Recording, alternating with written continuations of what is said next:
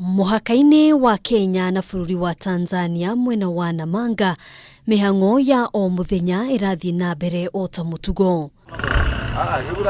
Ona thengia ya thirikari kuhinga kaunti ithano ari hamwe na Kajiado, a Kenya aria maikaraga muhakaini uyu makoretwo magikira na guthie mihango yao bururi-ini wa Tanzania ari hamwe na kanitha aria nginao magithie gwikenia irafu-ini cia wendia wa njohi. Hizi mabaya ya Kenya imefungwa na wale watoto wote pamoja na watu wa Kenya wote wanaelekea kwenda Tanzania kunywa pombe, kuendelea kufanya mambo singine huko Tanzania. Kwa hivyo kama ni kufunga mambo ya Kenya, basi Uhuru Kenyatta angejaribu basi kufunga boda kabisa.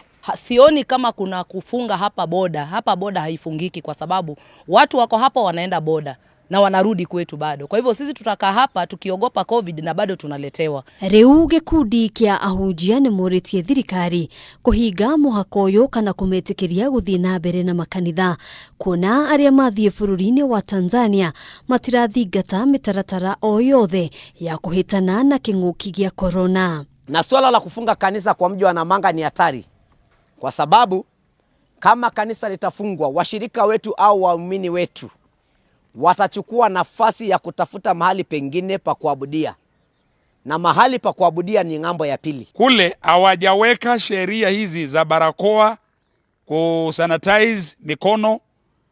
Kwa hiyo wataenda kama ni kuendelea kuenea kwa virusi vya corona, ndio itaendelea zaidi, maana watarudi. Ona aruto aria riu mahingite thukuru maroneka magikira mihaka-ini no matari na wagagu o wothe, gutari ona umwe urathingata mitaratara ino. Basi afunge hiyo boda ya Namanga, kwa sababu huko ndio watu wote anaenda, watoto wa shule anaenda Tanzania, wale watu wengine wamefungiwa, wale wote wanaenda Tanzania, kila mtu anaenda Tanzania, na hata mpaka wafuasi wanaenda Tanzania. Aikari aingĩ gĩcigo-inĩ gĩkĩ marauga riu ũgwati munene o makoreire maitho angĩkorwo thirikari ndĩgũtacũkia ikinya rĩa naihenya kũmathaitĩra.